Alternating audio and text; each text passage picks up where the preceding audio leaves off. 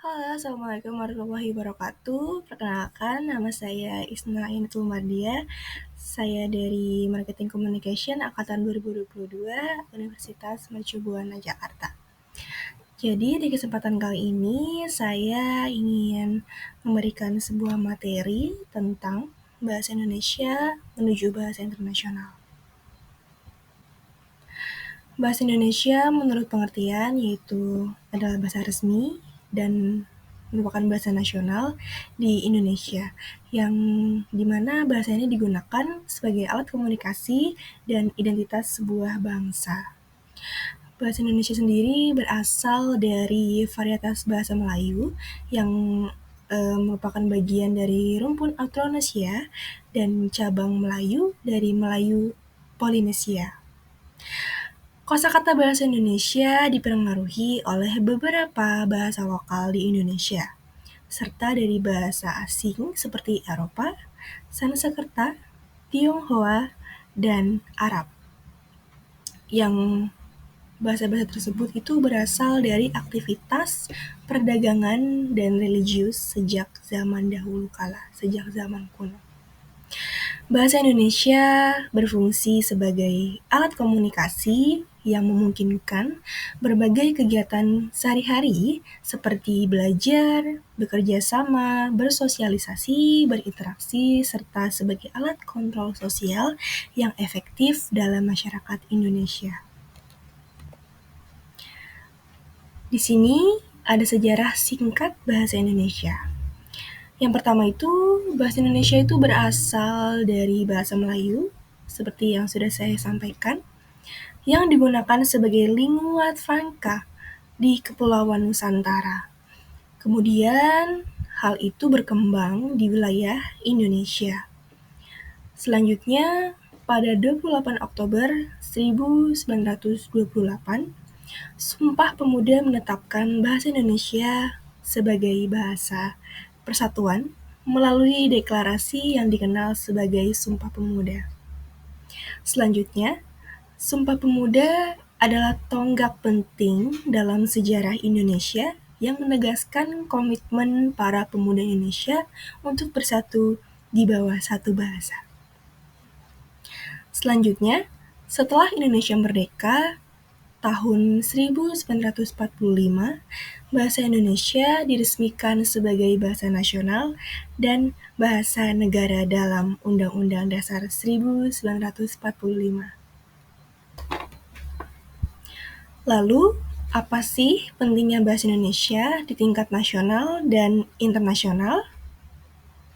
Bahasa Indonesia mempersatukan lebih dari 270 juta penduduk Indonesia yang terdiri dari berbagai suku, budaya, dan bahasa.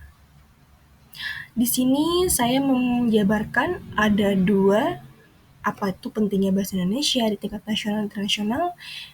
Yang sebelah kanan itu untuk tingkat nasional dan kiri untuk tingkat internasional.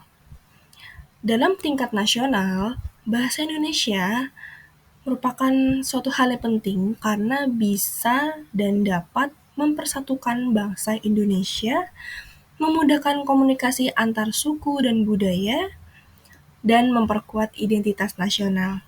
Sedangkan dari tingkat internasional, bahasa Indonesia digunakan di forum internasional, menjadikan alat diplomasi, dan menjadi alat perdagangan global.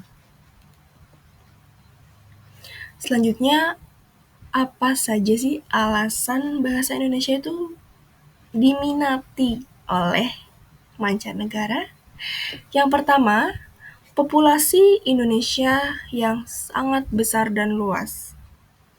Indonesia merupakan negara dengan populasi terbesar keempat di dunia. Yang kedua, karena posisi yang sangat strategis di Asia Tenggara. Indonesia menjadi pusat perdagangan, pariwisata, dan investasi yang menarik bagi banyak negara. Selanjutnya, karena kebudayaan Indonesia yang beragam.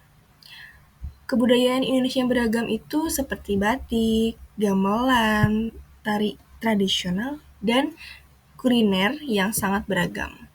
Hal itulah yang menjadi cikal bakal menarik wisatawan untuk mempelajari bahasa Indonesia. Yang terakhir, Indonesia merupakan peran dalam hal internasional. Indonesia cukup aktif dalam organisasi internasional seperti PBB, ASEAN, G20, dan sebagainya. Sehingga penting sekali nih untuk anggota-anggota mempelajari bahasa Indonesia. Selanjutnya, di sini saya akan menjabarkan institusi apa saja yang mengajarkan bahasa Indonesia. Banyak sekali universitas di berbagai negara seperti Australia, Amerika Serikat, Jepang, Korea Selatan, dan negara-negara Eropa lainnya yang menawarkan program studi bahasa Indonesia. Contohnya seperti Universitas Nasional Australia atau ANU dan Universitas Harvard, Universitas Tokyo, dan lain sebagainya. Di sini merupakan program beasiswa dan kursus bahasa Indonesia. Yang pertama ada Dharma Siswa. Dharma Siswa ini merupakan program beasiswa non-gelar yang ditawarkan pemerintah Indonesia kepada mahasiswa asing yang memiliki hubungan diplomatik dengan Indonesia.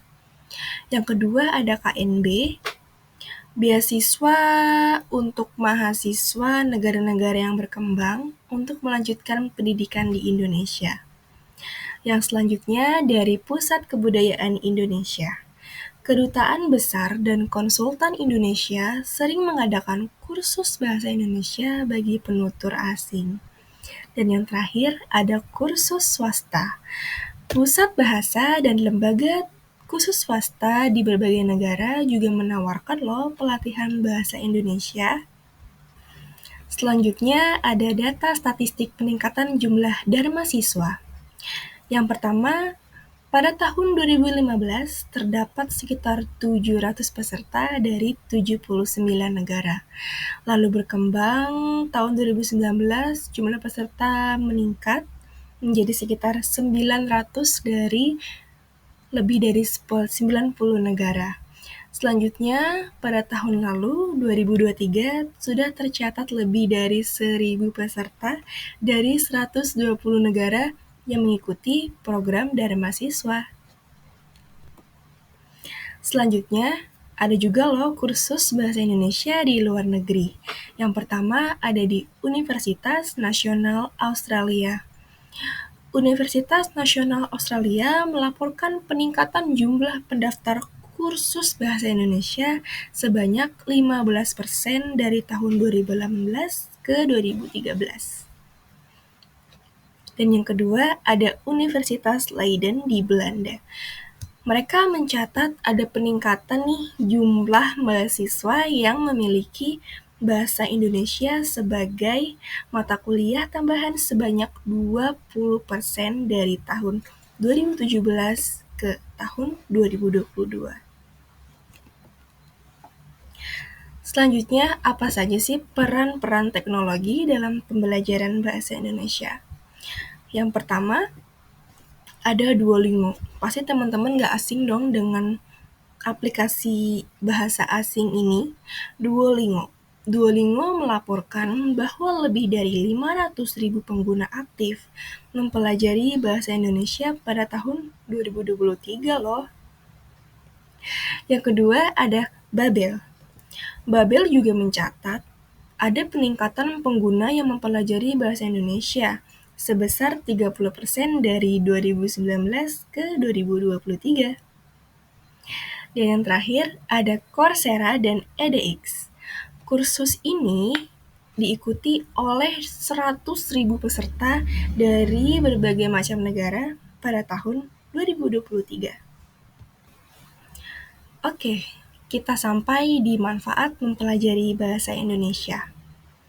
Yang pertama, untuk mahasiswa atau siswa-siswa lain yang ingin mempelajari bahasa Indonesia akan memiliki 4 manfaat. Yang pertama, akan memiliki kesempatan berkarir di Indonesia dan ASEAN, karena banyak perusahaan nih multinasional yang beroperasi di Indonesia. Yang kedua, ada membantu memahami kebudayaan, tradisi, dan nilai-nilai sosial masyarakat Indonesia. Yang ketiga, mempermudah komunikasi dan kolaborasi dalam lingkungan kerja regional ASEAN. Dan yang terakhir, membantu dalam jaringan diplomasi dan hubungan internasional, terutama bagi mereka yang sedang bekerja di bidang pemerintahan. Selanjutnya, apa aja nih tantangan dan solusinya? Yang pertama, tantangan mungkin yang sedang dialami oleh siswa atau mahasiswa yang sedang mempelajari bahasa Indonesia, yaitu kekurangan buku, teks, dan materi pengajaran yang berkualitas di luar negeri. Mungkin karena minimnya sumber dayanya kali ya. Lalu ada terbatasnya jumlah guru yang terlatih dalam mengajar bahasa Indonesia sebagai bahasa asing.